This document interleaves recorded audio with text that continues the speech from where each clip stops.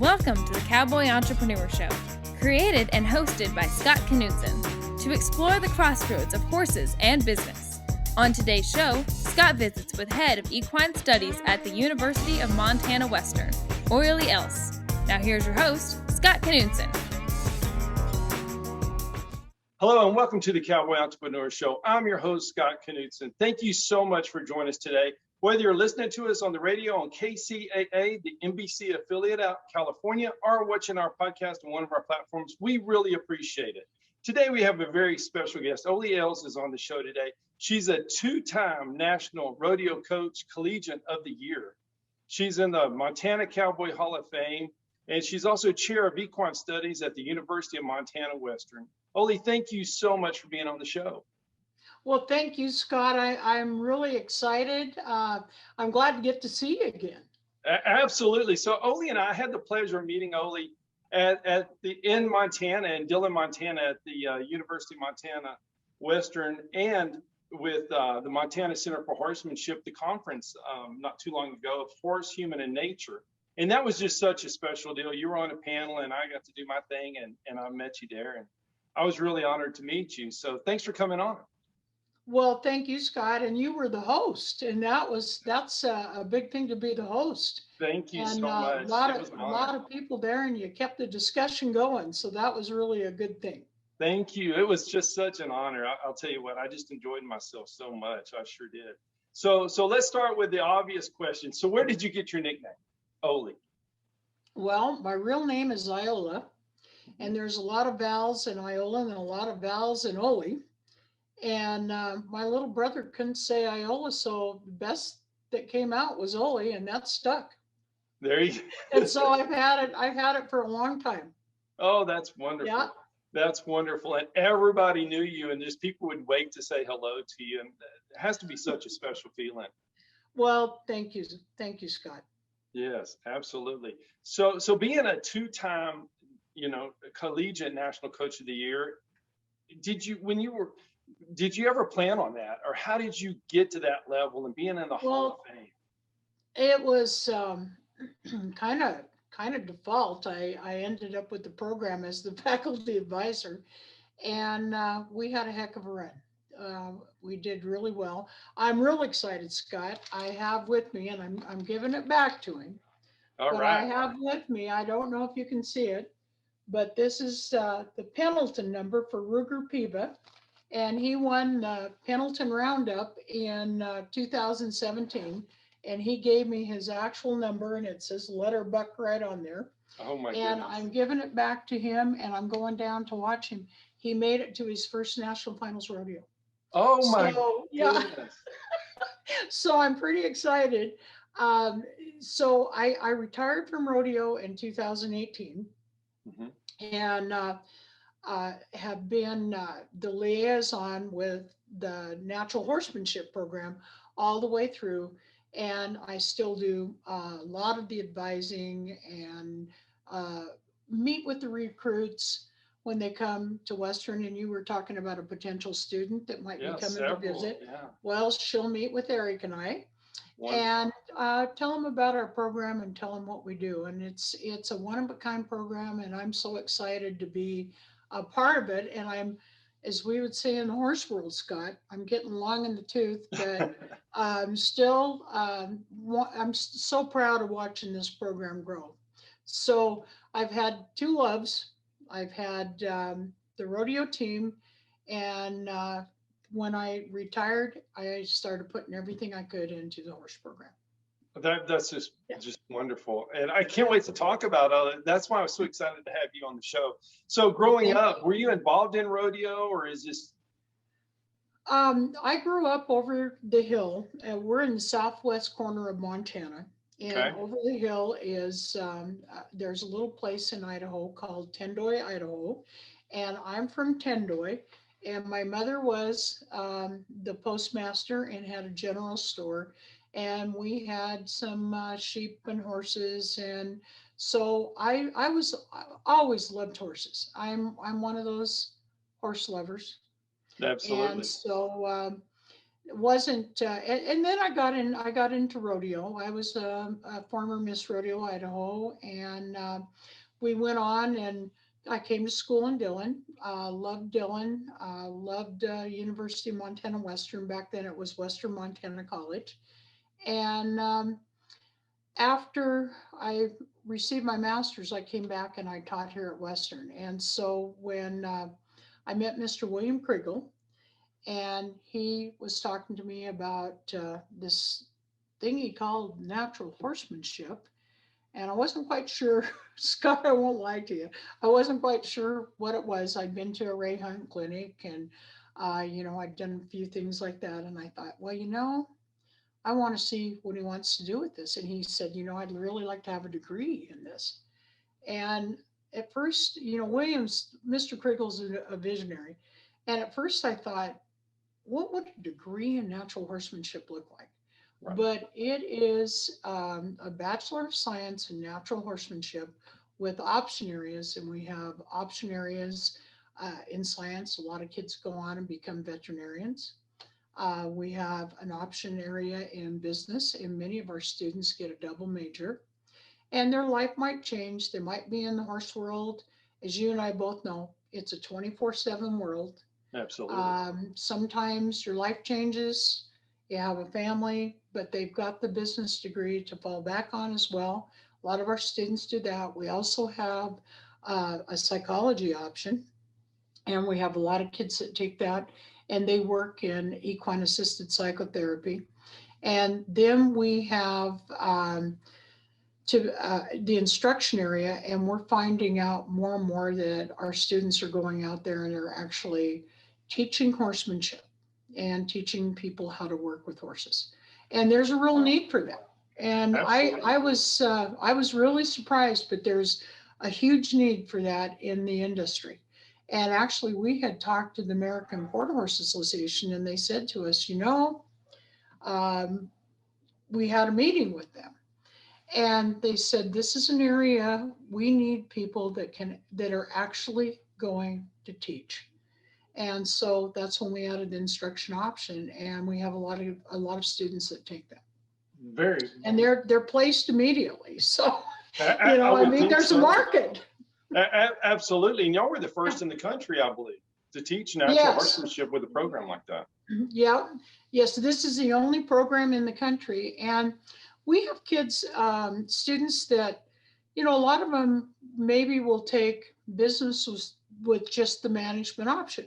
Right. And we have students that have graduated with, one of our students that took just the management option, and I was so excited, is Taylor Nargang. And Taylor is one of the marketing people for Ariat. And he's doing really, really amazing. One of our other students, Megan Nargang, his sister, Megan Taylor now, she's with AQHA on membership. And so, our kids have gone all over the place. And we have this 2 years ago, we had 4 of our students make it into vet school at Washington State. Wonderful. And last year we had 2. And, for a small college, we're getting kids into vet school every year as well. Productive college. Productive. Yes. My own daughter's a veterinarian. So yeah. Congratulations. That's great. That's great. Yeah. So Lazant's method, is that part of the natural horsemanship program? What did you ask me, Scott? The Lazant's method? It sure is. And the Lazant's method, William actually developed this method, Mr. Kriegel. Right. And we teach it's based on all of the clinicians over the years, basically the Dorrances or Ray Hunt, all the way through. There's we've established the Lazant's method, and we follow that, and then we put a huge emphasis too, Scott, on herd behavior. Right. And that's William has had a book that was translated in France. A little tough to read in French, so thank goodness he translated it. And we use that book for my herd behavior class. And, you and I've talked about the horse sale that we have. Absolutely. And so what we did, let's see, I think this will be our 12th sale. We were invited by Montana State University to participate in a colt sale that they had. Well, we didn't have any donations. We didn't have any colts. This was at Christmas time, and Eric and Hoffman, our lead instructor, were like, "Oh my gosh, what are we going to do?" So I called Don Harrington at that point in time. I had timed a lot of rodeos, and Don was a rodeo announcer. Don and Shirley, very dear friends. And I called Don and visited with him, and he said, "Oh yeah, I'll donate a colt and we'll get started." And we went to the Holland Ranch, and Chad and Verna Hall had donated some horses, and then we went and Cal and Berkey Herb donated horses. And so we had these donors, and we have lots more now. But at first we started out with 3 donors. Oh, wow. And yeah, it was a big thing. And we actually have a class. We call it Sales Preparation 1 and 2. We're on the block system, Scott. And with the block system, a lot of our students will take a morning block, and then they're double blocking with the sales prep class working on their colts. So we get the colts usually around the 1st of October. Right. And the people bring them all in, and then they bring their papers in. The students do all this. We have a class that coincides with this. It's called Events Management.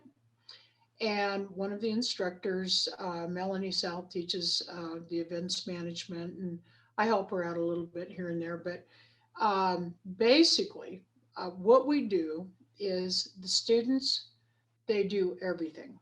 They do every part of it. They do the catalog, they compile the papers, they write the descriptions on the horses. We put on this event with the sales prep class and with the events management class. And it's one of the best teaching experiences that you could possibly have, because you're putting on a major event. Last year we had about 450 people that attended. Wonderful. Yeah, well, and it was our first year in the new center, the Montana Center for Horsemanship. It was our first year in there. Beautiful place. Yeah. Well, it's been a work in progress, Scott. Absolutely. Every year it gets better. Yeah.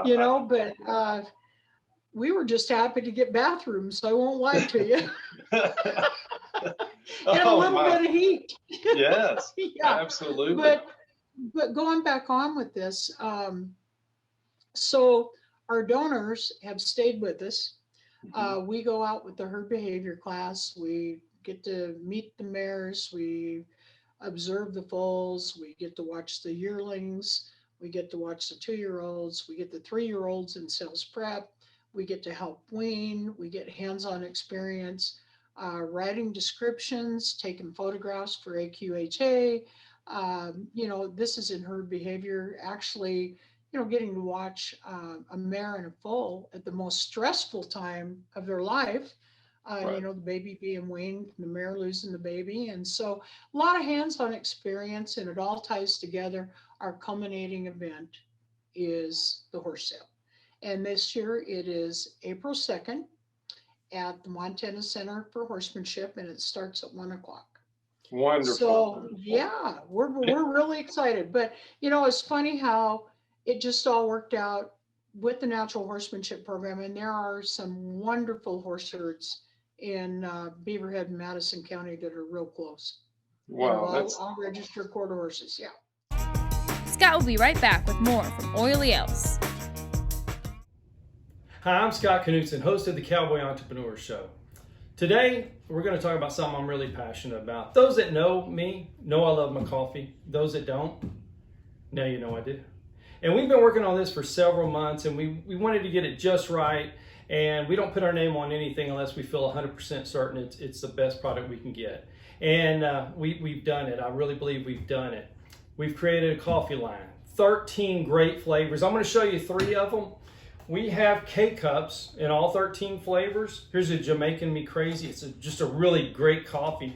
Everyone has great logos. It has a brand, the same brand that's on our horses, our trailers. That brand means something, and we wouldn't put it on here if it wasn't good coffee. We have whole bean. This is a great Honduran blend, and it's a whole bean coffee. We have whole bean in all 13 flavors. And then we have a ground coffee. This is a really great one. My wife and I really like this a lot, loved it. So we named it after our daughter, Hades Blend. Everyone has the packaging and the logo of the show, our brand, and I hope you like it. I really believe you will. And we're going to have more flavors coming out soon. We're going to have the pumpkin spices, and then we're going to go to peppermint after that. And please send us your suggestions as well. You can find it at cowboyentrepreneur.shop. Think coffee shop. Cowboyentrepreneur.shop. Thank you so much.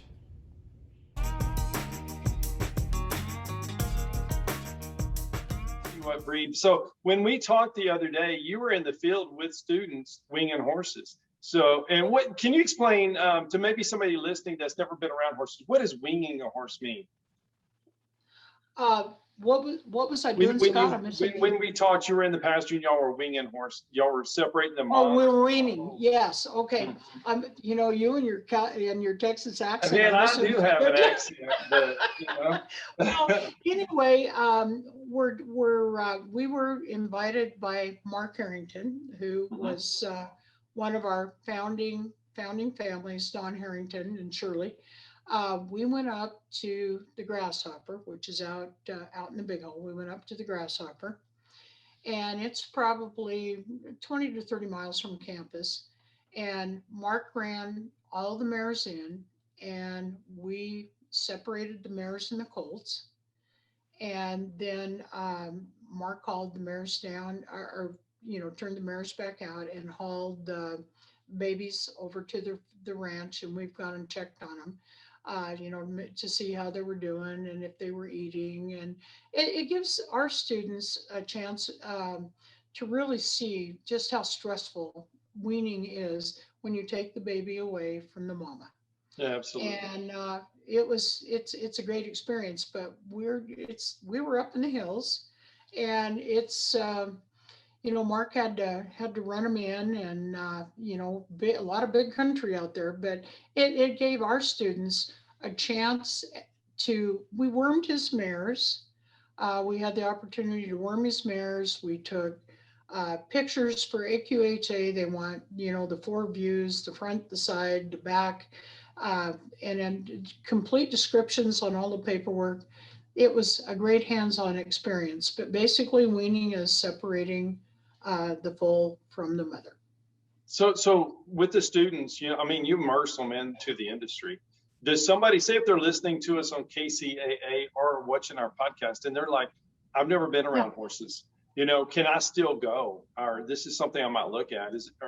How could they get involved with this program? Well, call admissions. We would love to have you come. This is a hands-on program. And it fits in this block system that I was talking about because,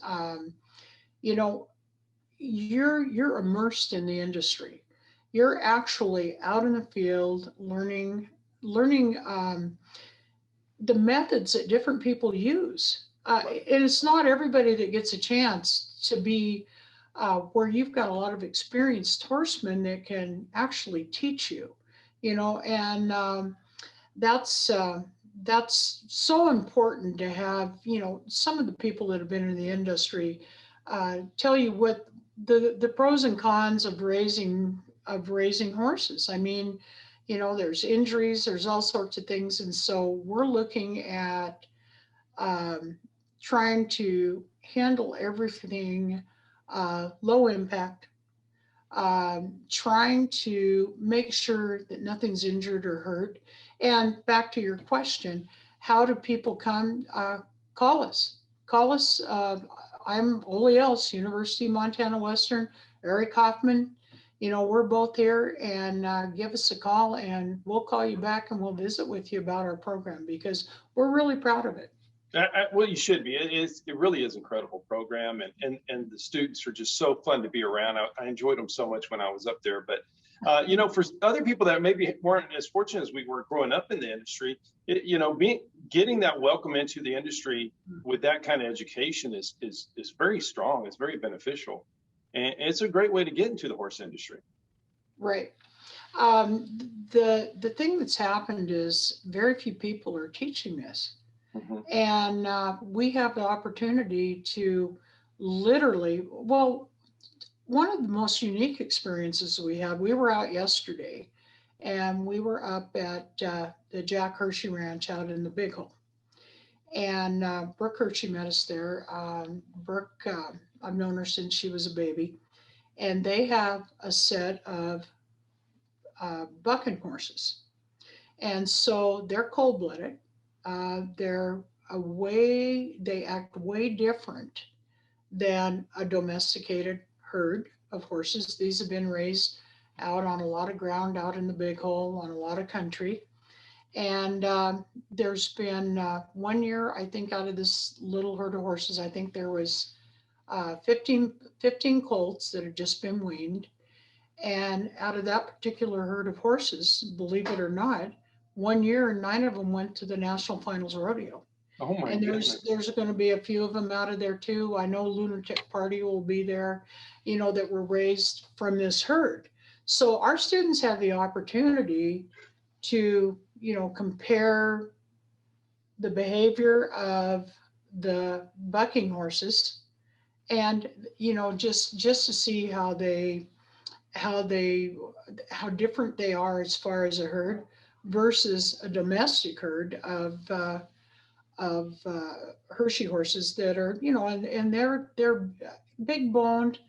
They're run and bred. A lot of Peppy Sam Badger, and there's Spirited Dasher, and they've got some First Down Dash. They've got some amazing bloodlines, but they've also got really heavy boned horses that can hold up to that kind of country.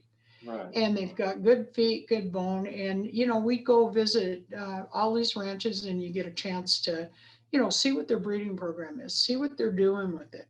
And so great opportunity, Scott. Absolutely. Terrific opportunity. Yeah. Absolutely. And to get to work with you too, that's going to be a special deal, I'm just saying, you and Eric and the whole team up there is just so welcoming, and it's a really great opportunity to learn and to enjoy the program and get in the industry in a big way, and a network, which is so important. Well, thank you. Yes, Well, absolutely. we're excited you came up and got to visit with us. Oh, I mean, that's so much that's a fun. big deal to us. Yeah. Oh, come on. It was so much fun. So let's talk about you. So all the pictures, I did my research before the show. There's this beautiful red jacket and a black hat and a cowbell. Yeah. Yeah. So where did that come from? Well, years ago, I'm a strong faculty advisor. I was, never that great a hand or anything. I love rodeo, but I did everything I did for fun. But anyway, I ended up being the faculty advisor, and I ended up being the rodeo coach for 30 years. And so I started wearing a red blazer, and I started taking a cowbell, and I'd ring my cowbell. And hence they called me Olie Bells. But that's kind of how it all came about. And I know I've had people at the college finals tell me, "Boy, we missed you." And I'd say, what do you miss? And they say, "We missed your cowbell." And it got to be a joke. The scoreboard, Rusty Bradbury, he'd steal my cowbell, and they tape it up, and I was a scorekeeper, so I'd have to ring the cowbell and make sure I got my score in. But in the process of doing all of that, cowbells, they're all over the place. There was a lot of them at MSU. Anybody that could steal my bell, it was a big thing. And I'm superstitious, so I had to have my cowbell. Absolutely.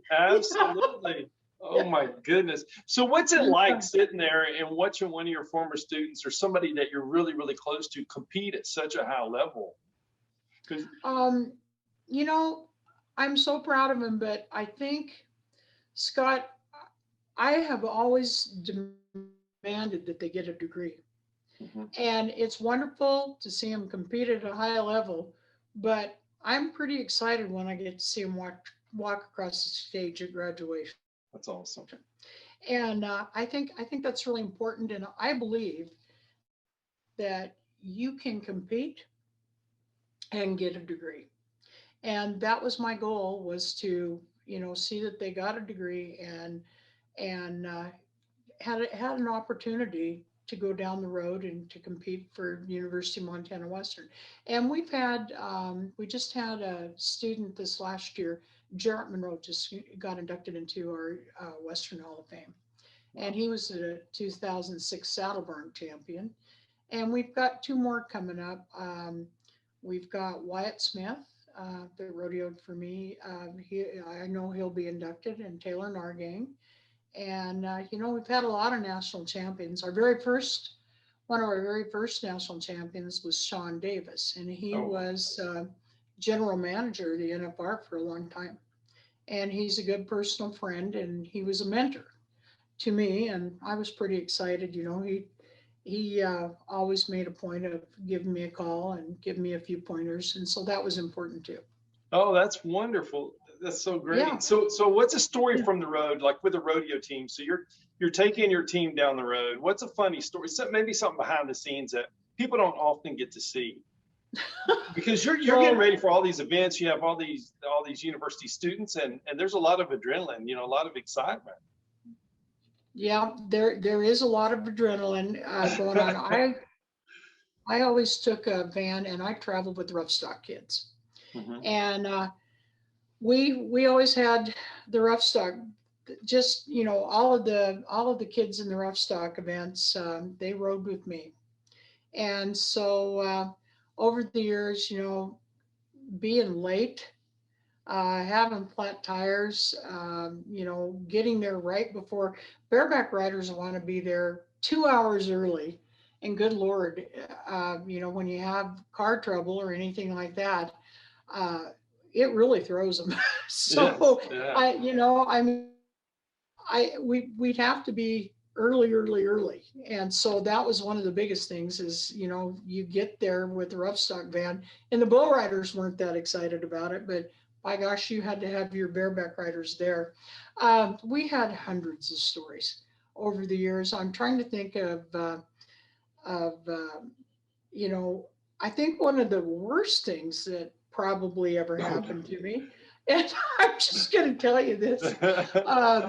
Jake Hayworth was a 2 times national champion for me from St. Anthony, Idaho. And I love Jake. He won the bareback riding in 99, turned right around, and in 2001 the saddle barn. Wow. And you don't have a 2 eventer like that very often. And he did an interview with ESPN. And I mean, we've always kind of had a rule of thumb, Scott, that what happens in the van stays in the van. What happens on the road, it stays on the road. Oh no. Well, he might have told too much in that interview, and it was all about me. And I was prowling around one night. I heard some noise, and I was absolutely positive.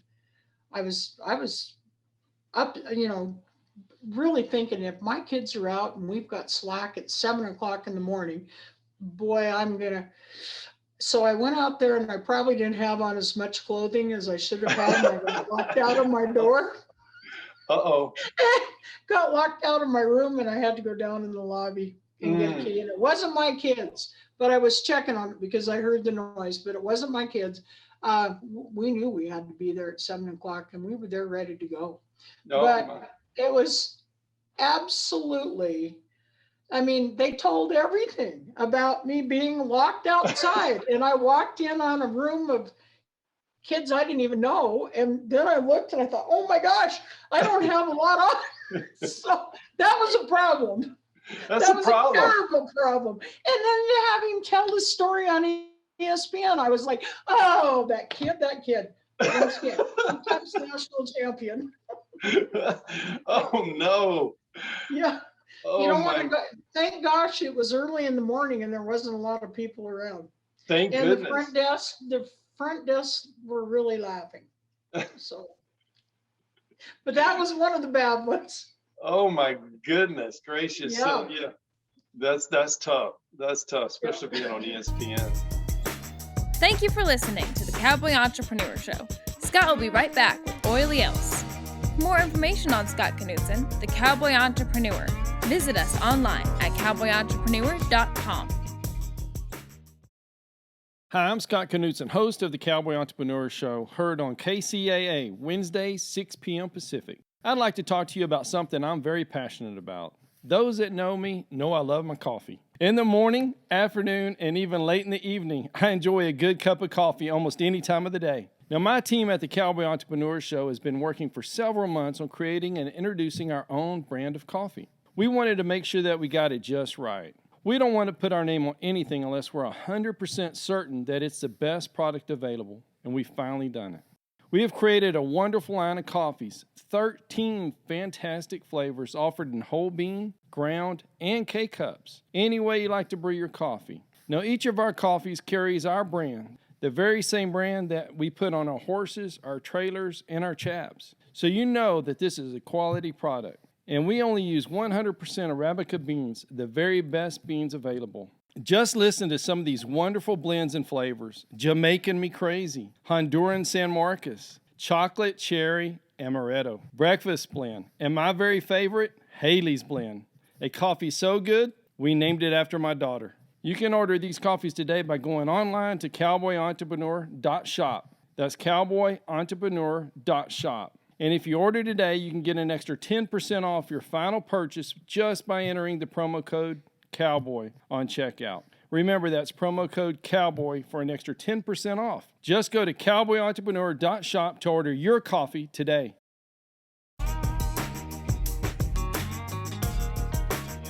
So what are the trophies back there? I see a couple of them. One of them matches your jacket. Well, I have a whole office full of them. Yeah, plaques I was just going to say some of the ones, well, the ones behind me, all the ones on the wall and everything, those are trophies we've won over the years. This was the 2016, 2014 Fall Rodeo Championships. We have those, but the walls are full of kids that competed at Western and went to school here. Flint Rasmussen, that's with the PBR. Flint was one of our kids. You know, Was I he? just look at the walls. Brad Gleason was a '97 steer wrestling champion of the world. We had Ryan Mapston, who won the average at the National Finals Rodeo. So we have Jess Martin. I mean, I just sit back here, Rachel Millimack. I just look at all the kids that rodeoed here that have gone on to the finals. And that's really impressive. But one thing I do want to tell you, Scott, and I don't know if Eric talked about it, but you know, I retired from rodeo, but Right. The horse kids are my kids too. Sure. And this last year, we received a call and they said, you know, we're putting on a collegiate version of Road to the Horse, and we'd like to have you come. And I'm like, oh, summertime, you know, you've got kids out on internships, you've got kids with jobs, and they wanted us to put together a team, a collegiate team. So Eric, it was kind of whoever picked up their phone. And so he put together a team, took them down to, we went down to Utah, down by Salt Lake, West Jordan. And our kids won the collegiate version of Road to the Horse. So Wow. that was a big deal for the summer. You know, I mean, we really weren't planning on it. We didn't know we were going to be doing it, and It's a huge deal. You know, we'll go. And That's a we huge took- deal. Yeah, we took James Ramirez, Jake Christensen, and Katie Ross. And James is from over by Manhattan, Montana. Jake's from Buffalo, Minnesota, and Katie's Elko, Nevada. So and they did very, very well. That's just amazing that Yeah. you know, did so well and you put it together, but seizing that opportunity, you know, and Yeah. that's something that I think is so important for anyone listening or watching. Just when you have that opportunity, taking it and Yeah. making the most of it, you never know what's going to happen. No, you don't. And we learned so much. Each of the kids, you know, they had a score sheet. They had the opportunity to, to visit with the judges, find out strengths and weaknesses. But basically, it was a 2-day event, and they started a colt. So, Wow. and everybody had their part, everybody groundwork, actually getting on the horse, tacking, well, first of all, tacking the horse up and all of that. Sure. And so that was what they did. And it was a really big event for us because we really weren't planning on going to anything like that. And all of a sudden it came about, and Eric says, what do you want to do? And we decided we're going. That's awesome. Yeah. I love that so much. And having the conference there, you took another opportunity and just Yeah. made it so great, with That's the, right. and that, I think that's a lesson for anyone, whether you're in the horse industry or not, just taking that opportunity. Well, if it's out there, sometimes you seize the moment. So there you go. Absolutely. Yeah. Absolutely. Absolutely. So back to rodeo. So the sport is growing, and what do you see for the next 10 or 15 years to help it get even larger and get to more mainstream? Because it really is growing, to people that I wouldn't think would be watching it. The next day they might see the hat or the boots, and they're like, hey, did you watch the rodeo last night? Or did you watch this on TV? And that's encouraging. Well, I think one of the big things, last year, I don't think anybody thought we were going to have an NFR. Right. And, they ended up taking it to your great state of Texas. Thank you. Yes. And I mean, they put on a heck of an event in very short notice. And this year it's back in Vegas. There's a lot of COVID restrictions. You have to wear a mask. I know I've been getting all my masks out and getting ready to go. I got you. But I honestly think that people are tired of sitting at home. The one thing the whole family can do is go to a rodeo. Right. You take the kids and you drive them to a rodeo. And I think a lot of people are just, I know both of my boys' kids are rodeoing right now in high school, and they load up as a family and they take off and they go for the weekend. And it's kind of a family sport. And I mean, I'm concerned, Scott, because gas is so high and everything, but I think people are still going to try to work it in and get to these rodeos. And I think a lot of people are just excited to see different sports and learn more about how horses are used and what people use horses for and what kind of horses they use. So that's kind of what I can tell you. That's awesome. That's so great. I think doing the road to the horse, and I think the conference, with I think those are ways to get people involved in the horse industry, and then all of a sudden it spurs to the rodeo industry, and it just kind of feeds off each other. Right. Well, I had an interesting job when Mr. Kriegel first came on board with us, and he was our benefactor and still is. But when he came on board, I ended up with a rodeo team, and I ended up with a horse program. And it's not necessarily a marriage that's completely perfect, but you find out real quick your common denominator is the horse. Absolutely. And that's, and whether it be the bucking horse, whether it be the barrel horse, whether it be the team roping horse, whether it be the show horse.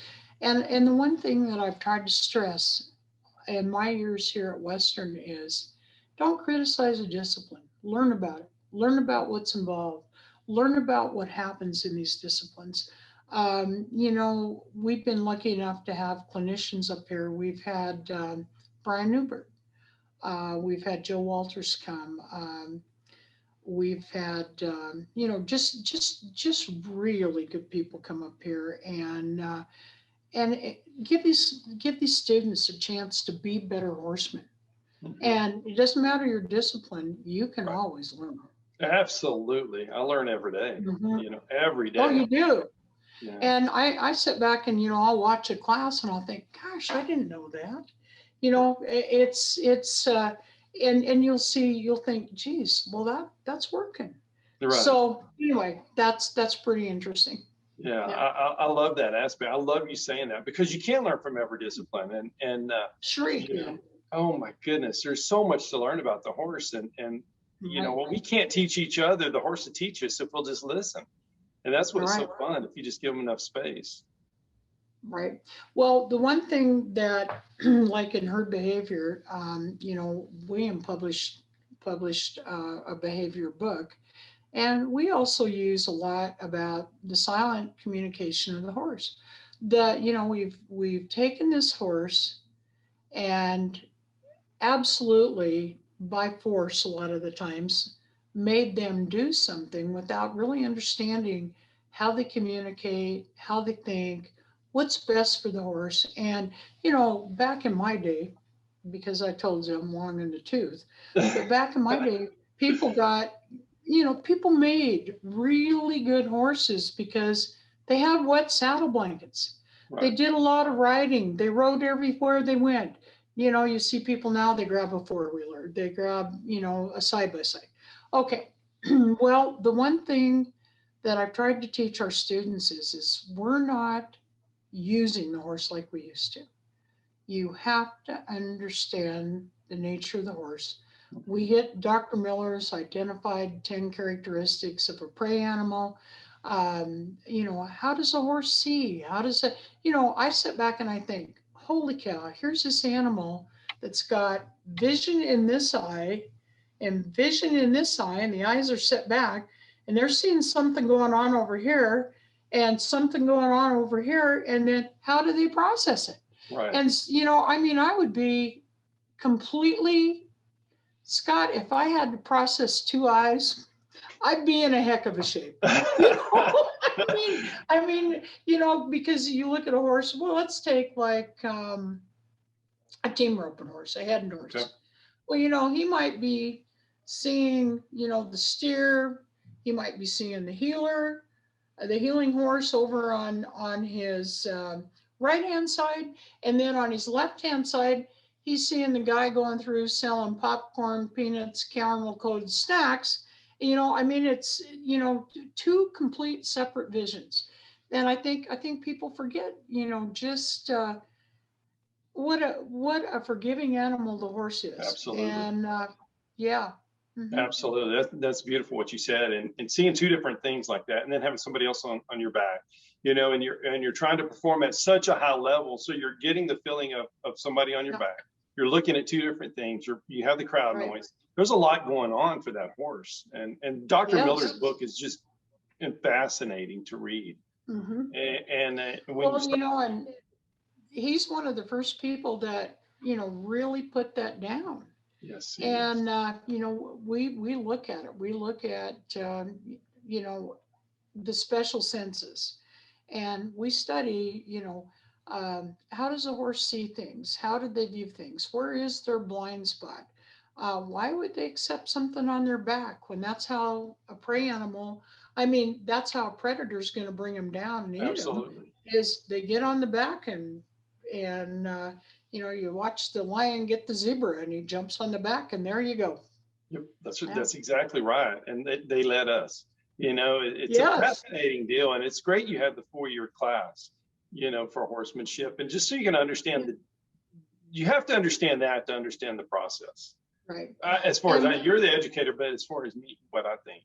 I totally agree with everything you've said. I do. Yeah. And that's why this, we have a young horse start in development, and we have the sales prep class. But our theory on this, and I think if Eric was here with me, he'd agree 100%, is you have no idea what it takes to start a horse unless you actually do it. Yes. And so one of our capstone courses is that you will take a young horse and you will start the horse. Hence the sales prep class and young horse start development. We have that as one of our capstones. So it gives everybody a chance to see what it takes and what's involved. And sometimes it's just real easy to write the check and let somebody else do it. Sure it is. Sure it is. But to understand a horse, once you're learning with the horse is going to teach you just as much when you're working. And each horse is different. The methods are great, but each horse has a little bit different learning. Kind of like students. Yeah, it's true. It's true. Yeah. Very much true. I think every student that comes through the program comes out with a better understanding of how horses think, how they process. One of the hardest things that you're ever going to get a horse to do is forward motion. Well, when you really study what a prey animal is, they're going to have a bite of grass over here. They're going to have a bite of grass over there. They're going to have a bite of grass. They don't think straight line. We're a predator. We think straight line. They don't. And, the kids always go, geez, forward motion's awful.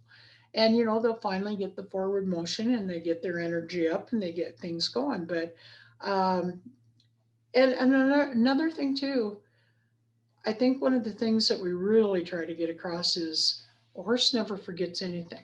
When I was a little kid growing up, I never realized how intelligent a horse was. I always thought, well, are they? Because you don't see any, you don't see anything from the horse actually. And they never forget a thing, good or bad. And I always tell the kids, try to make it good, don't make it bad, because they're not going to forget that. You can work them through it, but if they have a bad experience, trailer loading, or they have a bad experience, that bad experience happened. And that's something that you're going to have to work through. That's true. Yeah, they never forget, and they shouldn't. No. Being a prey animal, you can't. It's life or death. So they can't forget that. Oh my goodness. So let's talk. Okay, so favorite horse. What was your favorite horse as far as your rodeo horse or being around a horse? What's one of your favorites? Well, I have a lot of them. Yeah, I understand.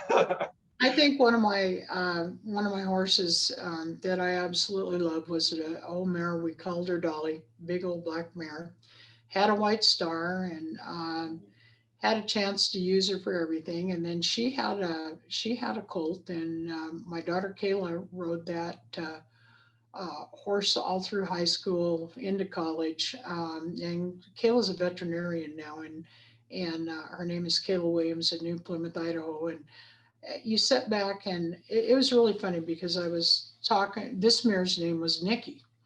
And Nick was one of those horses that you could run poles on her, you could run barrels on her, you could go calf rope on her, you could breakaway on her, you could, team rope on her, you could do anything and everything. You could haze on this horse. Oh my goodness. And, my kids, now that their kids are looking at high school rodeo, they called me up and they said, we really had good horses. And I thought, we did. And we had bulldogging teams, Spiffy and Speedy, and we had some winners. And they're really hard to make, Scott. And I think I just look back at all the horses that the kids competed on. Boy, what I wouldn't give to have them back today. Isn't that amazing? You just cherish them every day. Yeah, and I've got 3 or 4 retirees that the kids have sent home. And I've got Uncle Bellboy. And he's been to the state high school rodeo. He's been to the national high school rodeo. He's been to the NRA finals. He's been to the circuit finals. And you sit back and you look at him, and he comes to feed, and he's got a big knee. He's got this and that and the other. And Kayla maintained him for a long time, but he just hangs out with me now. And I sit back and I look at him, and it's like, he was so good to all 3 of my kids. And you don't forget that. No. And you don't forget those kind of horses. Right. Yeah. They become part of your family. When they take care of your kids, they really do. So I know we're getting to the end of the show, but I have to ask you, so when someone's going out to look for a horse, And like the horses you're talking about, how does somebody find that kind of horse? How do you, what's the best way? Well, for us, we raised a lot of our horses, Mm-hmm. and we did back then. But now I would go to somebody, if I was looking for a horse, I would go to somebody that probably had something that was proven. Are you looking for a young rider or? Just people in general always like, how do you find that perfect family horse? Do you go to someone you're networked with, or do you go to a breeder? Do you try and breed your own? Well, some people can't. They're going to buy one horse that suits the husband, the wife, and the child, from trades to the pasture. I would, we always call it telemoccasin, but I would, by word of mouth, put the word out that what you're looking for, I mean, I'll get a call once, 2 or 3 or 4 times a month. Do you know where there's a good breakaway horse? And a lot of times you'll see students that you've had maybe in college that maybe they're not breakaway roping right now, but you can team rope on the horse. You can break away on the horse. The horse is a little older, but the horse is sound, and the horse is proven. And when somebody will call me and say, they're looking for something to learn on, or they're looking for, I go to people I know, and maybe if if there's somebody that I know and trust real well, they'll call me and say, I know there's a pretty good horse here, and like I said, kind of word of mouth. There's a lot of people that do trade. And a lot of them very reputable, but I'll send a feeler out, and a lot of times the right horse will come around. Right. But a good horse, a really good horse, especially a family horse like that, they're hard to find.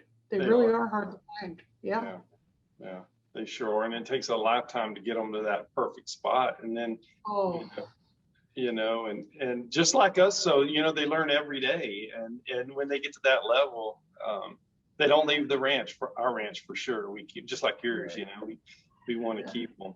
So what advice, so we'll leave with this, what advice do you have for somebody that is trying to get in the industry? If you're trying to get in the industry, the one thing that I've found, Scott, and I think this is really important, a degree matters. And I've talked to a lot of people that, whether you're in a direct job in the industry, whether it's an indirect job, a lot of people want to know that you're educated, and that you're educated on how to feed, on how to buy hay, all of the basics of managing the industry. And I honestly think if I was to tell somebody, I would tell them, find a good program. I like ours, by the way. Yes, find sure. a good program, and come and get a good background, so you understand nutrition, that you understand animal anatomy, you understand, you understand feet, you understand, your 2 most important relationships for anybody is a veterinarian and a farrier. And if you're going to have horses, those are things that you have to have. Have a good relationship with both. And I tell all the students, make sure you have a good relationship with your farrier and vet. But if I was to give advice, I would just say, make sure that you get a good background. You need a background in nutrition. You need a background in anatomy. Make sure you have a good relationship with the farrier, and make sure that you have a good relationship with the veterinarian, and that you're on a good health regime. Right. It's a team, isn't it? It's a full team. Yes, it is. To support It that is. horse. Horses are not cheap, Scott. No, they're not. They're not. And you need a team to help support that horse to get where you need to go, for sure. Right. For sure. Well, Olie, it's been such a pleasure having you on the show today. And you're such an inspiration. And that's kind of why we started. It is why we started the show, for inspirational people to educate, and you do both. And it was such a pleasure to meet you and Dylan. And thank you so much for being on our show. Well, thank you, Scott. And thank you for doing what you do. Thank you so much, Olie. You have a great day, and thank you again. All right. You take care, Scott. Thank you. Yes, ma'am. Bye. Bye. Bye. Thank you to all the great sponsors of the Cowboy Entrepreneur Show. For more information about today's guest, Olie Else, please visit online, equusonsite.org.com. If you or your business is interested in being a sponsor of the Cowboy Entrepreneur Show, please call our office at 830-992-1786 or visit our website, umwestern.edu.